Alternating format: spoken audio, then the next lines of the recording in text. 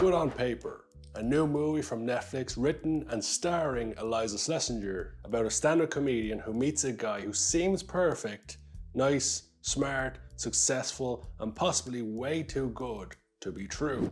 Now, as the title of this video already alludes to, I didn't enjoy this movie. Good on Paper is a bad movie. Now, initially, I fully expect that there's going to be two audiences for this. People who love it, people who hate it. Straight off the bat. Because I think some people might have relatable, things within their life that they can relate to it in some shape or form. And other people are going to think it's another generic kind of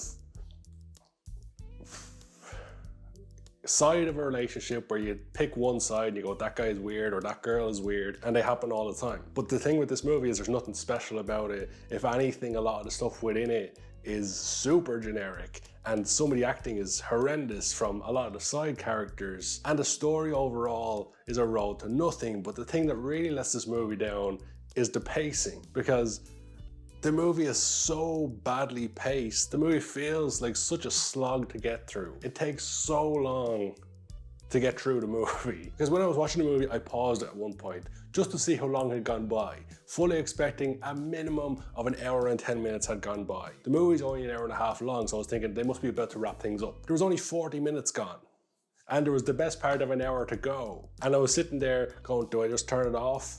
Do I see where maybe it's going to get a lot better? Maybe it's going to ramp up a little bit. And it did get a little bit better, but overall, the movie had nothing special about it. It had nothing unique about it, and it's not even a story that is new. Now, the intercut stuff from Eliza's stand-up within the movie, her character is a stand-up comedian. Obviously, they say write what you know. She obviously did that. And some of that stuff is pretty damn funny. I'm not here bashing people. I don't want people to think that I'm a guy and I'm like, oh, you can't bash guys, because that's basically what this movie is. Like, this guy can't take rejection, so he becomes a bit of an asshole. I've seen that more and more in movies, particularly with something like Promising Young Woman, who's getting revenge for guys who are being assholes in the past. And I think Promising Young Woman did that type of story much, much better. Whereas this one seems to be the case that Netflix threw money at someone and says, hey, we want to make a movie.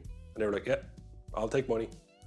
And fair play, and get that money. I'd make a movie for Netflix if they throw money at me like that, so I can't judge anyone else.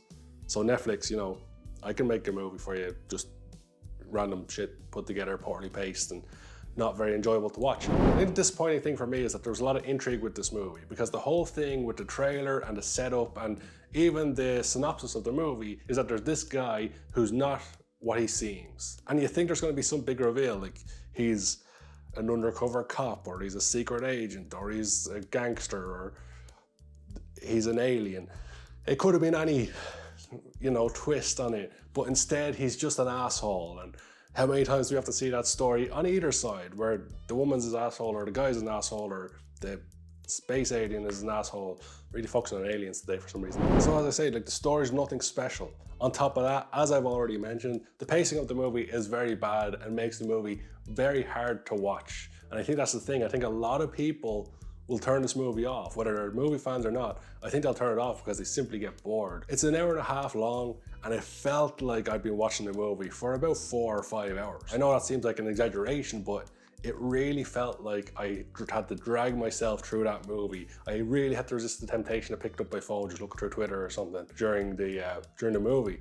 There was nothing that gripped me and held my attention for too long. Another thing that massively lets this movie down is that a lot of the side characters are over the top, overacting, as if this is some comedy sitcom in the 90s. Like, some of the acting is just horrendous. Eliza herself is pretty decent in the movie, lead actress. She's convincing in her role, she's funny, she's got her moments in the movie, but she's let down by the people around her, in my opinion. I was hoping for a lighthearted comedy with something a little bit unique in the story.